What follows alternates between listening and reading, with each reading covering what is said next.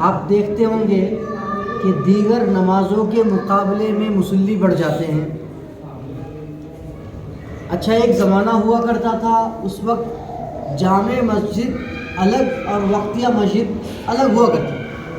پورے شہر میں ایک جامع مسجد ہوتی تھی اور وقتیہ 5 وقت نماز ہونے والی مسجد بہت ساری ہوا کرتی تھی. لیکن آج کے زمانے میں ہر وقتیہ مسجد ہی جامع مسجد ہے، یعنی ہر 5 وقت اور مسجد میں ہی جمعے کی نماز بھی ہوتی ہے. اچھا اس زمانے میں کیونکہ ہر مسجد میں جمعہ نہیں ہوتا تھا تو جمعے کی نماز پڑھنے کے لیے 5 وقتہ مسجد کے مصلی جمعہ والی مسجد میں جایا کرتے تھے. اس لیے جامع مسجد بڑی بھی ہوا کرتی تھی، جیسے دلی جامع مسجد آپ نے دیکھا، اس میں بھیڑ بھی زیادہ ہوا کرتی تھی جمعے کے دن، اس لیے انتظام بھی زیادہ بڑا رکھا جاتا تھا. لیکن آج کے زمانے میں ایسا حساب نہیں ہے. گلی گلی میں محلے محلے میں ہر مسجد میں جمعہ ہوتا ہے. لیکن پتہ نہیں کیوں آج بھی جمعے کے دن صرف لوگ زیادہ ہوتے ہیں، باقی دنوں میں لوگ بالکل نہ کے برابر. جمعے کے دن پیچھے تک دوسری منزلیں میں بھی جگہ نہیں رہتی، دیگر دنوں میں 2 صف 3 صف مکمل. ہو سکتا ہے ہر شخص اپنے گھر میں 5 وقتہ نماز کے لیے ایک مسجد ہر آدمی نے قائم کر رکھی ہو، ورنہ یہ کیسے ہو سکتا ہے کہ جمعے کے دن ہی سارے لوگ آ جائیں جمعے کے لیے اور باقی نمازوں کے لیے غائب ہو جائے. یا پھر ایسا ہوگا کہ جو لوگ جمعے کے لیے آتے ہیں باقی نمازوں کے لیے نہیں آتے ہیں، ہو سکتا ہے اللہ تعالیٰ نے خاص کر کے ان کے پاس جبریل امین کو بھیجا ہو کہ بھائی تمہارے اوپر صرف جمعے کی نماز فرض ہے، اس کے علاوہ باقی ساری نمازیں چھوڑ دیجیے.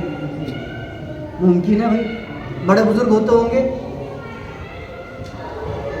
خیر، جمعے کا دن ہے، جمعے کا معنی ہے جمع ہونا، یہ خوشی کا دن ہے، غریبوں کے لیے عید کا دن ہے. آج ایک خاص مسئلے پہ آپ کے سامنے آنا ہوا، وہ یہ ہے تقریباً 1 سال ہونے کو ہے شادی بیاہ اور اس میں ہونے والے خرافات کے بارے میں علماء اکرام مسجد چپا بعض دفعہ تو لوگوں کے گھر میں جا کے بھی لوگوں کو سمجھائے.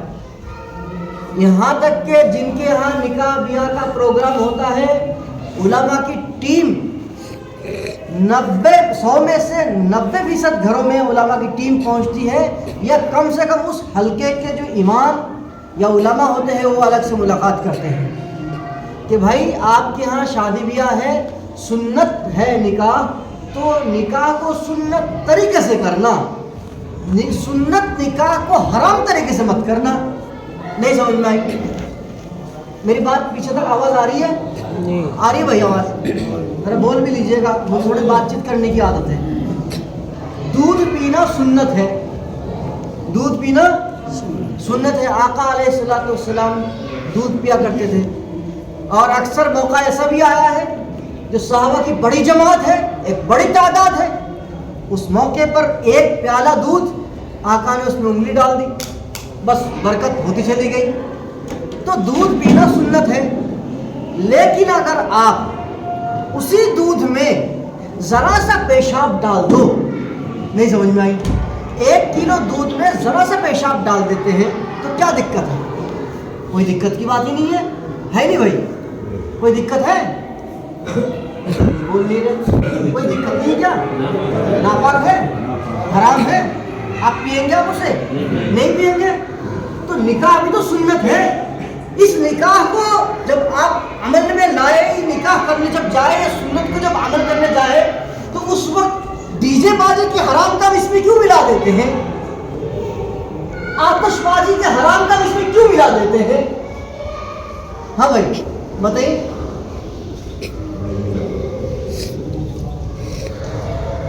جب دودھ سنت ہے اور اس میں ذرا سا پیشاب حرام ملتے ہی پورا دودھ خراب ہو گیا، تو نکاح بھی تو سنت ہے. بھائی لاجیکل بات ہے، آپ کو بھی اور مجھے بھی سب کو بات سمجھ میں آنے والی ہے. پھر کیوں نہیں مانتے؟ اچھا یہاں تک کہ ہو ایسا گیا کہ علماء اکرام پہنچ رہے ہیں، بھائی ایسا مت کرو. مجھے ایک بات بتائیے، کوئی ہاتھ اٹھا کے بتا دے کہ دادری کے کسی امام نے یا دادری کے کسی عالم نے جب آپ کو جا کے آپ کے گھر میں جا کے سمجھایا کہ بھائی آپ جو ہے نکاح سنت طریقے سے کرو، ڈی جے بازی مت کرو، گانا مت چلاؤ، اسی طرح سے آتش بازی مت کرو، تو اس ڈی جے کا جو خرچہ جو آپ کا بچا ہو اس میں سے کسی امام نے یہ کہا ہو کہ مجھے اس میں سے 10% دے دو؟ ارے بھائی کوئی ہاتھ اٹھا کے بتا دے، ہے کوئی ایسا؟ کسی نے کیا؟ کسی عالم نے ایسا کیا؟ مجھے یہ بتائیے اس علماء کو ہو کیا گیا، ان اماموں کو ہو کیا گیا کہ یہ جا کے آپ کے گھروں میں جا کر اپنا وقت نکال کر اپنا کام چھوڑ کے آپ کے گھروں میں جائے، جا کے آپ کے پیسے بچوائے، آپ کے پیسے بچوا دے، اور اس کے بدلے میں پھر بعض دفعہ لوگ یوں کہتے ہیں کہ ہاں ان کو کوئی کام ہی نہیں ملا، یہ بس کسی چیز کے پیچھے پڑے ہوئے ہیں. بعض لوگ تو یہ بھی کہتے ہیں کہ بھائی جب ڈی جے نہیں بجوا رہے ہو تو پھر نکاح پڑھا کے جو پیسے لیتے ہو وہ بھی لینا بند کر دو. نہیں سمجھ میں، نکاح لے کر جو پیسے لیتے ہو وہ بھی لینا بند کر دو. ارے بھائی کون لیتے ہیں پیسے؟ آپ خوش ہو کر دیتے ہیں. اگر آپ کو اگر اسی میں خوش ہے کہ ہم اپنے نکاحوں کو، اپنے گھر کے نکاح کو مکمل طور پر سنت طریقے سے کریں گے، یعنی کہ دہیج نہیں دیں گے، گھوڑی ووڑی کا انتظام نہیں کریں گے، ڈی جے نہیں بجوائیں گے، یعنی کہ مکمل سنت طریقے سے سادہ نکاح کریں گے. سادہ نکاح کا مطلب یہ ہے، مثال کے طور پر میں آپ کو بتا دوں، اس پورے جہان کو جو سب سے بڑا انسان ہے، پوری دنیا کا جو سب سے بڑا انسان ہے، حضرت آدم علیہ السلام سے لے کر اور آنے والے جتنے بھی لوگ ہیں، یعنی کہ قیامت تک آنے والے تمام لوگوں میں سب سے اعلیٰ اور برتر شخص کون ہے؟ کون ہے؟ آقا نامدار محمد عربی صلی اللہ علیہ وسلم ہے. آپ صلی اللہ علیہ وسلم اپنی پیاری بیٹی حضرت فاطمہ رضی اللہ تعالی عنہا، جو سیدۃ النساء اہل الجنہ، جنت کی تمام عورتوں کی سردار ہے، اس فاطمہ الزہرا کا نکاح آپ صلی اللہ علیہ وسلم نے کیسے کیا؟ سادہ نکاح وہ ہے. آپ صلی اللہ علیہ وسلم نے صرف بتایا نہیں کہ کرنا کیسے ہے، کر کے دکھایا ہے. آپ سادہ نکاح اگر نہیں کر رہے ہیں، بلکہ اگر آپ ڈھول تاشوں کے ساتھ اور زیادہ دھوم دھام کے ساتھ کر رہے ہیں، تو آپ کیا ثابت کرنا چاہتے ہیں؟ کہ نعوذ باللہ کہ آقا علیہ السلام سے آپ کا مقام اور زیادہ ہو گیا؟ آپ کی بیٹی کا مقام، آپ کے بچے کا مقام، آپ کی بیٹی کا مقام حضرت فاطمہ سے زیادہ، آپ کے بیٹے کا مقام حضرت علی کرم اللہ وجہہ سے زیادہ ہو گیا؟ ایسا ہے؟ ہرگز نہیں. آپ صلی اللہ علیہ وسلم اپنی بیٹی کا نکاح کرتے ہیں، اور کیا ہے اس میں؟ چند صحابہ کو بلایا، کھجوریں بانٹ دی، نکاح پڑھا دیا، ایک کھاٹ، ایک کمبل، ایک مشکیزہ اور ایک چمکی، لو لے جاؤ. یہ ہے نکاح. نکاح کو ہم نے بہت زیادہ مشکل بنا دیا، اتنے زیادہ مشکل بنا دیا کہ ہو یہ گیا ہے کہ غریب سے غریب انسان اپنی بیٹی کے نکاح کے لیے کم سے کم 5 سے 7 لاکھ روپے کے انتظام کرتے ہیں. ہے کہ نہیں بھائی؟ کرتے ہیں. کہاں سے کرتے ہیں؟ یا تو اپنی پوری زندگی کی پونجی لگا دیتا ہے بندہ، یا پھر بیاج پہ لے لیتا. اور بیاج کیا ہے؟ اللہ اور اس کے رسول صلی اللہ علیہ وسلم سے کھلی جنگ. نکاح ایک سنت ہے، اس کی ادا کے لیے اللہ سے بھی جنگ مول لے لی اور رسول اللہ صلی اللہ علیہ وسلم سے بھی جنگ مول لے لی. ہوتا یہ ہے کہ نکاح کے بعد وہ بچی کا نکاح ہو جاتا ہے، بیاج پہ 5 لاکھ روپے لیں گے، بچی کا نکاح ہو گیا، بچی 1 سال لے گی، 2 سال لے گی، اس کا بچہ بھی ہو گیا، بچہ بڑا بھی ہو جاتا ہے، بیاج کا پیسہ نہیں اترتا. پھر آپ بتائیے کہ اس بیاج کے پیسے سے جو آپ لوگوں کو کھانا کھلا رہے ہیں، اس بیاج کے پیسے سے جو سراسر حرام ہے، اس سے جو آپ اپنی بیٹی کا گھر بسانا چاہتے ہیں، کیسے ممکن ہے کہ رب کے ساتھ جنگ کر کے، رسول اللہ کے ساتھ جنگ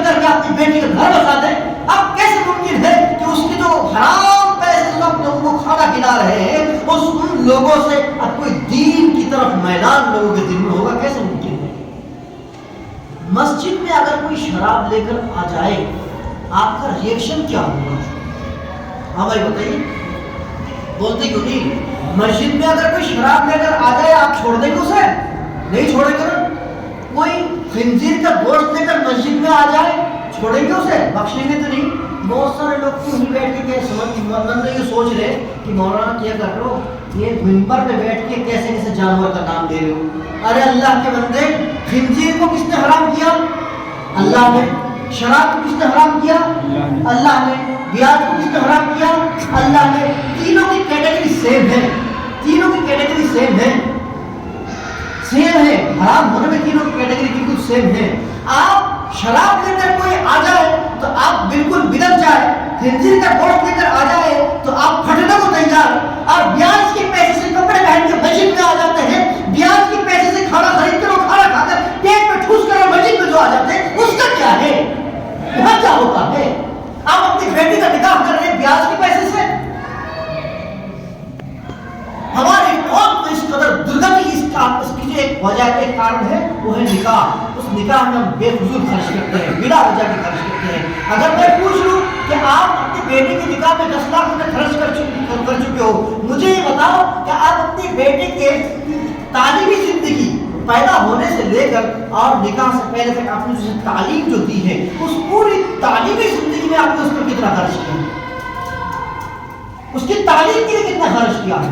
اسلام تو سب سے پہلے کہتا ہے کہ بسم ربک الذی خلق، پڑھ سب سے پہلے علم حاصل کر۔ آپ صلی اللہ علیہ وسلم کی پوری زندگی میں جو جتنے خرچ ہوئے ہیں اس کا ٹوٹل اماؤنٹ اگر نکالا جائے تو 2 جگہوں پر آپ صلی اللہ علیہ وسلم نے سب سے زیادہ خرچ کیا ہے۔ ان میں سے ایک ہے تعلیم میں آپ صلی اللہ علیہ وسلم نے سب سے زیادہ خرچ کیا ہے، اور نمبر 2 بات یہ ہے کہ آپ صلی اللہ علیہ وسلم نے جو خرچ کیا ہے وہ ہے خوشبو میں۔ بات سمجھ میں آئی؟ تعلیم میں خرچ کیا ہے اور ایک خوشبو میں۔ تعلیم میں آپ اپنے بچوں کو تعلیم سکھانے میں تو خرچ نہیں کر رہے، کہاں خرچ کر رہے؟ شادی بیاہ میں۔ اچھا چلو ٹھیک ہے، آپ شادی بیاہ میں خرچ کریں، کوئی خرچ نہیں، بالکل خرچ کریں، زیادہ سے زیادہ خرچ کریں، لیکن حلال پیسہ ہو اور حلال جگہ ہو۔ دونوں بات، حلال پیسہ ہو، حلال جگہ ہو۔ اب اپنی بیٹی کی شادی میں کس کو خوشی نہیں ہوتی؟ بہن کی شادی میں کس کو خوشی نہیں ہوتی؟ بیٹی کی شادی میں کس کو خوشی نہیں ہوتی؟ ہر کسی کو خوشی ہوتی ہے۔ ہر کوئی چاہتا ہے کہ میری بیٹی کی نکاح میں ہزاروں لوگ آئے، زیادہ سے زیادہ لوگ آئے، کھانا کھائے، سب کو خوشی ہو۔ آپ یہاں خرچ کیجیے، ولیمے میں خرچ کیجیے، لوگوں کی دعوت ہے، بہترین طریقے سے دعوت۔ آج کل تو دعوت کا طریقہ اس قدر خراب ہے، فارم میں چلے جاتے ہیں، آدھا کھانا خراب، پھینکتے ہیں، رزق اٹھا کر پھینکتے ہیں، یہ جائز ہے؟ کتنے لوگ ایسے ہیں، مجھے بعض دفعہ بہت رونا آتا ہے کہ میں نے ایک یمن کی ایک بچی کا فوٹو دیکھا سوشل میڈیا پہ، ایک چھوٹی سی بچی، کوئی 8 سے 9 مہینے کی بچی ہوگی، چھوٹی سی بچی، معصوم سا چہرہ، اور کوڑی پہ کھانا پڑا ہوا ہے، کوڑی پہ وہ بچی وہاں بیٹھی ہوئی ہے، وہ بچی وہاں بیٹھی ہوئی ہے، اور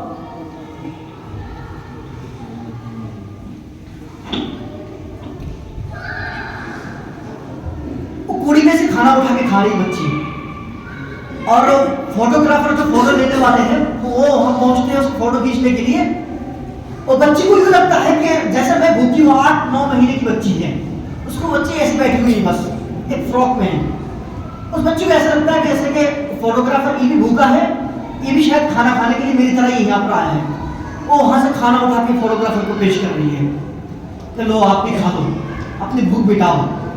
شرم آنی چاہیے ہمیں، مسلمان ہو کر فضول خرچ کر رہے ہو۔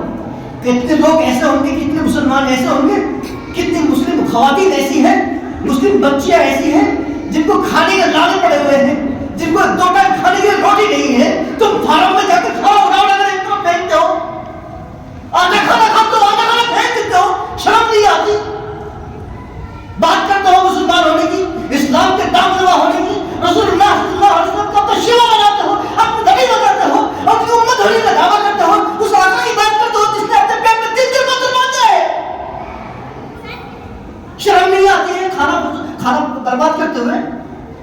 شادیاں منائیں، شادیاں کریں، اپنے بچوں کی نکاح ضرور کریں، لیکن حلال پیسے سے کریں، حلال موقع پر خرچ کریں.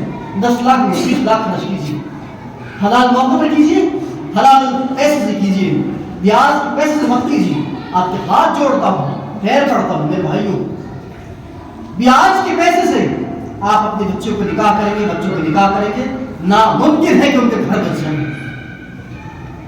آپ بچوں کو نکاح میں آپ بیجے بنوائیں گے، حرام کروائیں گے، ناممکن ہے کہ ان کی زندگی میں سکون آ جائے، ناممکن ہے کہ ان کی زندگی میں برکت آئے، ناممکن ہے، کبھی نہیں ہو سکتا. اس لیے جہاں تک ہو سکے علماء اکرام آپ کے تک پہنچ رہے ہیں، آج بھی سمجھنے کو تیار نہیں. آخرکار یہ اعلان کرنا پڑا کہ ایک نکاح میں ابھی پرسوں کی بات ہے، ایک شادی کے پروگرام میں یہاں پیچھے سے وہ بارات گئی اور ڈھول تاشے بجاتے ہوئے گئے زور زبردستی.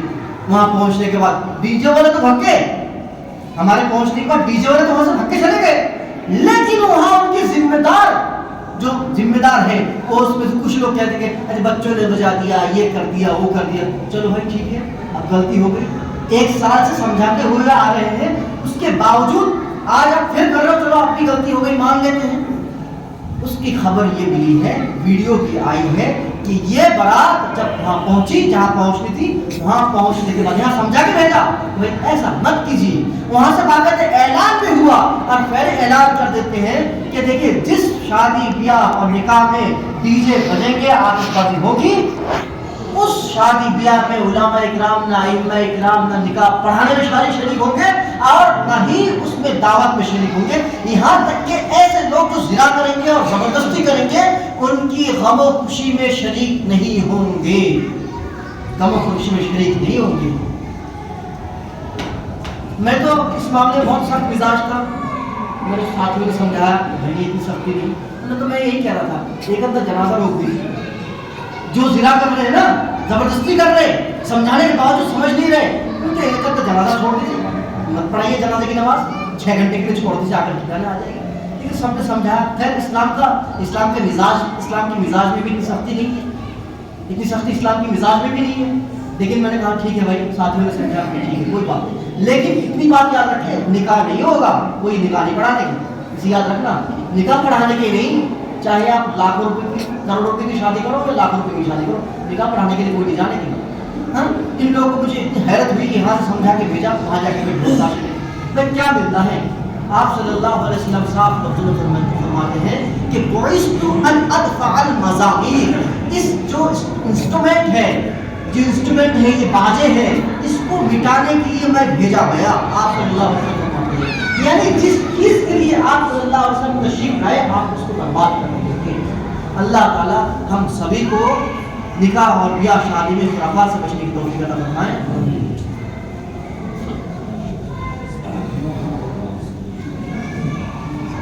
بھائی اگلے ہفتے سے جو ہے نا 4 مہینے کی ایک جماعت یہاں سے جا رہی ہے. جو ساتھی نام لکھانا چاہتے ہیں وہ ساتھی نام لکھا دیں اور نام ضرور لکھا لیں. آپ باقی حضرات جو نظام